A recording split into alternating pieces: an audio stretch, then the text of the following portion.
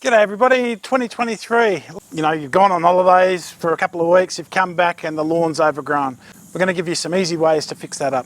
Let's get your lawn on.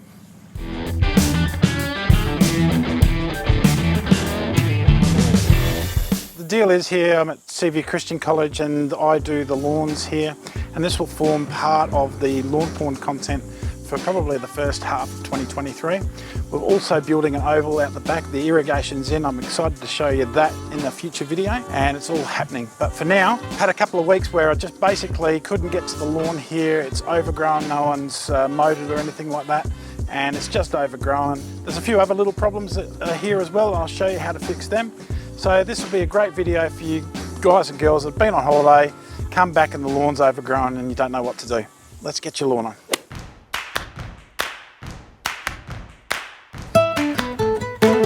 Okay, so overgrown grass, method 1 is just to mow taller.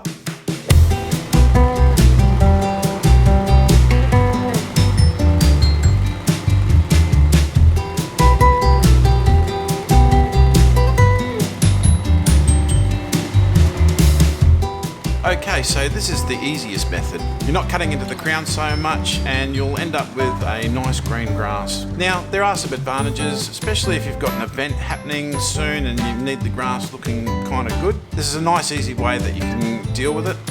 However, the cons are that you're not dealing with the thatch underneath and it could cause you problems down the track.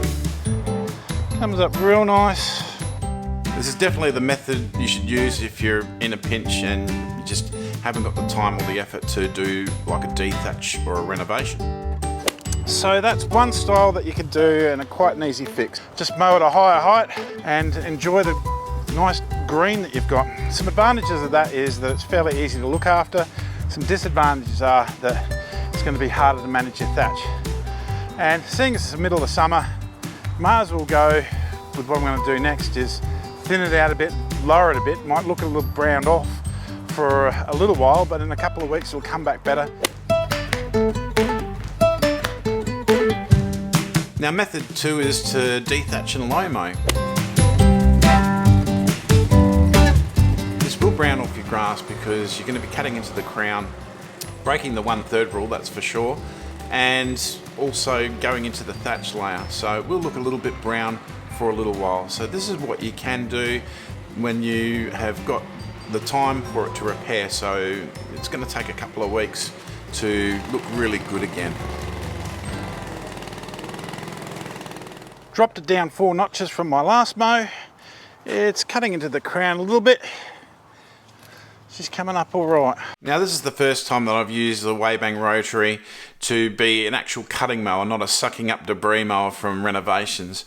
And using it on couch, look at this results, it's beautiful. I had the height about halfway down on the selector and neatened it up very nicely. Sucked up all that leaf debris from that silly tree that's above it. And yeah, the cut finish was fantastic. Fantastic mower, worth considering. And I'll leave a link in the description so you can find it. Alright, so the next thing we'll do is we'll dethatch it a little bit. Yeah, I want to get this down a little bit lower.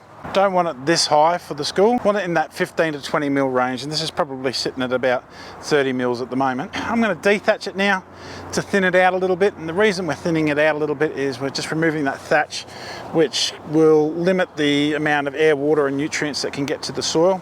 Yeah, I just want to remove that thatch a little bit so I can get a nice lower mow to get my air, water and nutrients easier into the soil, and obviously be a bit more easier to manage.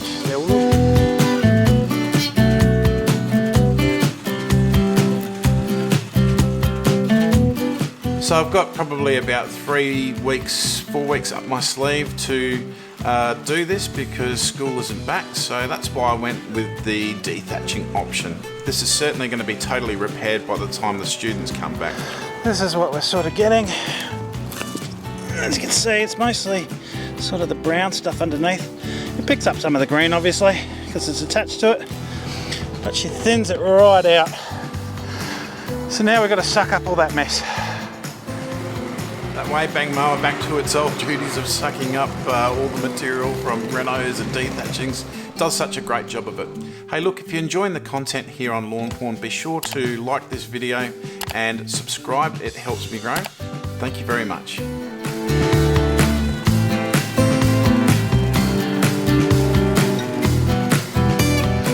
Thinned it out with the Waybang Dethatcher and then sucked all that dethatching up, and you know, it still looks pretty green.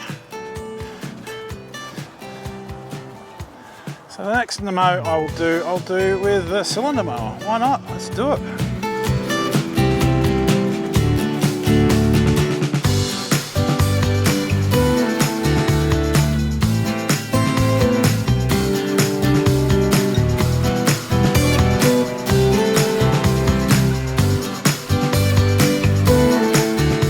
Now it took me a while, but I really have the hang of this HC28 now from Mowmaster, and I absolutely love it.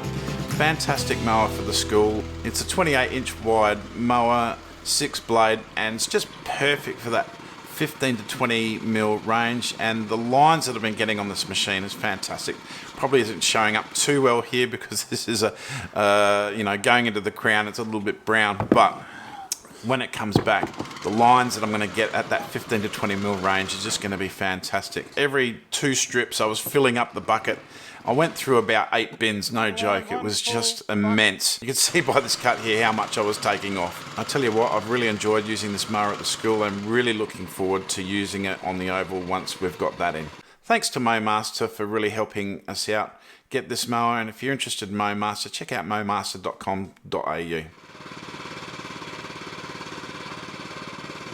Now, speaking quickly about the oval, the irrigation's in.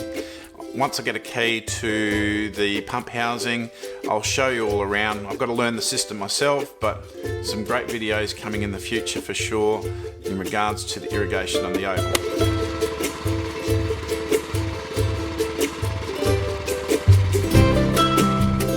Okay, so method 2, the real con is that it will look brown initially. But the pros are that a few weeks down the track it'll come back looking really good and be much more healthier. A thinned out thatch layer will allow the air, water and nutrients to get through to the soil much easier, and it'll be much easier to manage low mows because you won't have the thatch coming through so much. So the real pro about that is that you'll have a much better lawn going into the future. And look, that's why I chose it, because I've got about 3 weeks before the students come back from school, so I'll make it no problem and I'll have a lovely lawn when they get to the school. Okay, method 3 is sort of a combination of method 1 and method 2. So start off with an initial higher cut, so it looks green, looks okay. Gives it time to adjust to that cut, and then subsequently you do lower cuts and it'll look a little bit browned off, but it'll recover fairly quickly. Starting off with this kaiku, I did a 2.5-inch cut on the Z-turn, and the subsequent cuts, and there's been 2 this week, at 2 inches, and it looks a little bit off, but it's certainly not too bad, and the future regrowth will make it look good. The real enemy for all of these lawns at this time of year is the amount of excessive growth, and that really causes a lot of maintenance.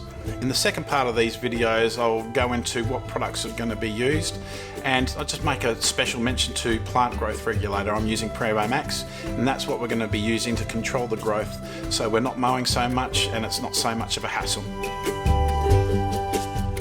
So for all 3 of these methods, once I did that, I've got the initial treatment of using a soil wetter which is moist, which is very important, especially in the middle of summer.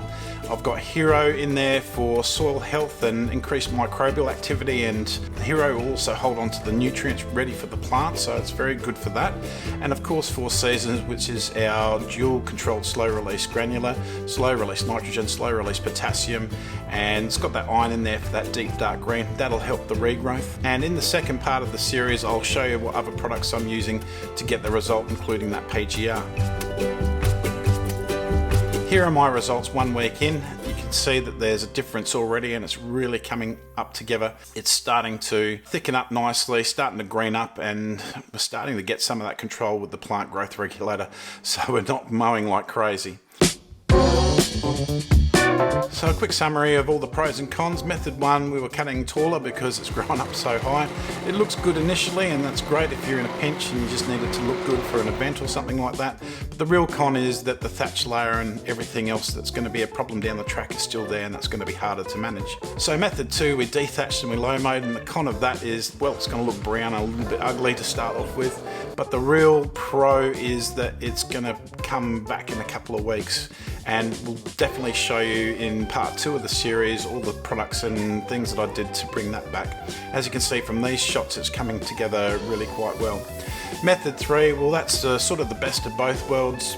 The pros are that it will look fairly decent all the way through and not too bad. The cons are, well, you know, it will look bad some of the times, but you might note in my method 3 example, I haven't dethatched at all. It's simply because of the size and the time, and I didn't have the time to do it. Definitely this lawn has been down for 3 years and it's never been renovated. I really think it's starting to hit that level of critical mass, so to speak, where, you know, we're really going to have to renovate it soon, otherwise it's just going to be an absolute problem. So I did promise in this video to show you some of the fix-ups, some of the problems and fix-ups that I had. Now, I had a little bit of a camera issue.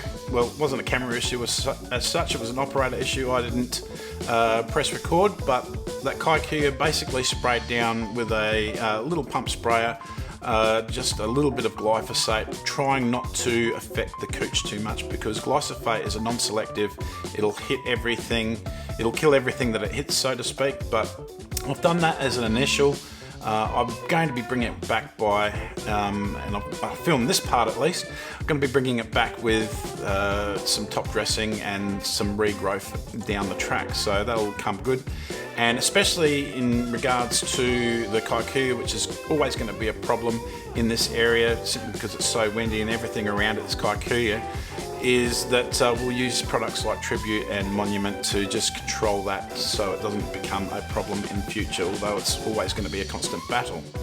So in regards to the dry areas, well, they're starting to come back as well, and you know, I've got a bit of top dressing, and look, you know, that's fine and everything else.